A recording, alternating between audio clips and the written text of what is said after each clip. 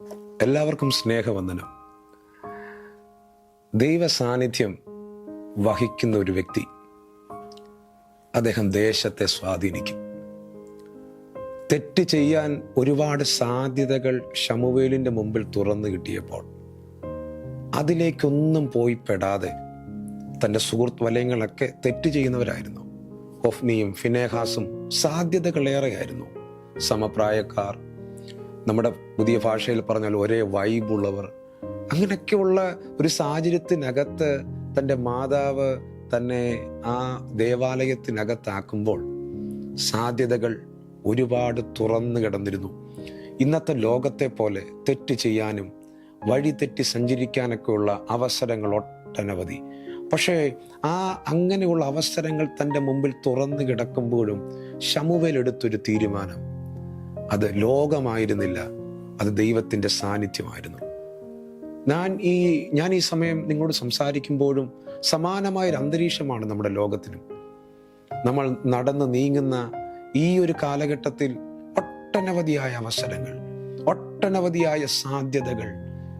ദൈവത്തിൻ്റെ വചനത്തിൽ നിന്ന് മാറി ചിന്തിക്കാൻ, പേരൻസുമായിട്ട് അകന്നു നിൽക്കുന്ന കുഞ്ഞുങ്ങൾ, പലയിടങ്ങളിൽ ജോലിക്കായിട്ട് പോയവർ, വിദേശ രാജ്യങ്ങളായിരിക്കുന്നവർ, ഒരു മെന്റർഷിപ്പ് കറക്റ്റ് ലഭിക്കാത്തവർ, എങ്ങനെ വേണമെങ്കിലും സ്വയമായിട്ടൊക്കെ ഏത് രീതിയിലും ചിന്തിക്കാനുള്ള സ്വാതന്ത്ര്യവും അവകാശവും ഒക്കെ നമ്മുടെ രാജ്യം നമുക്ക് ദാനം തരുന്നുണ്ട്. നമുക്ക് അങ്ങനെ ഒരു അവസരം ഉണ്ടാക്കിയിട്ടുണ്ട്.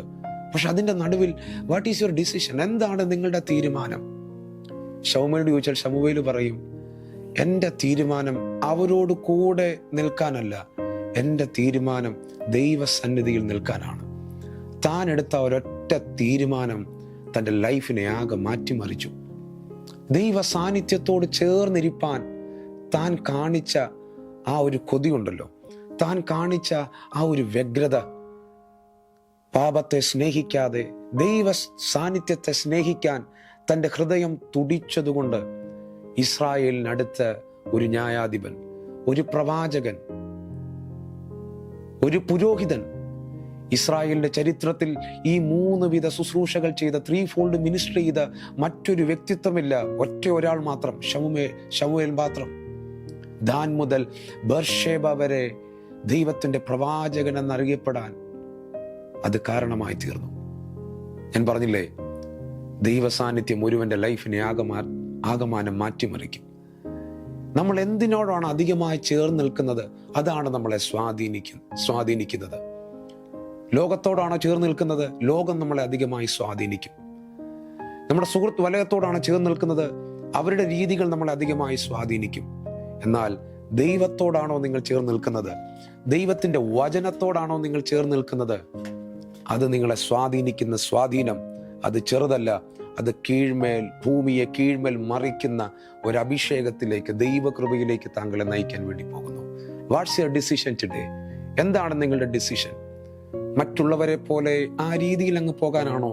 അതെ, ശമൂവേലിനെ പോലെ ഒന്ന് മാറി ചിന്തിക്കാൻ എന്നെ കേൾക്കുന്ന എത്ര പേർ തയ്യാറാണ്? അവരോട് ഞാൻ പറയട്ടെ, നിങ്ങളൊരു ചരിത്രമായി മാറാൻ വേണ്ടി പോകുന്നു.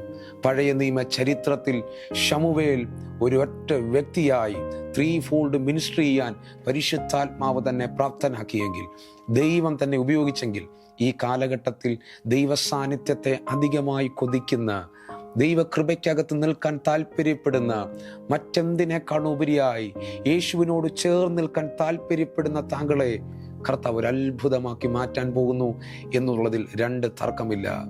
Choose God than world. ലോകത്തെക്കാളും അപ്പുറമായി ദൈവത്തെ നമുക്ക് സെലക്ട് ചെയ്യാം. ദൈവ സാന്നിധ്യത്തിനകത്ത് നമുക്ക് തുടരാം. നിങ്ങൾ ചരിത്രത്തെ സൃഷ്ടിക്കാൻ വേണ്ടി പോകുന്നു. God bless you.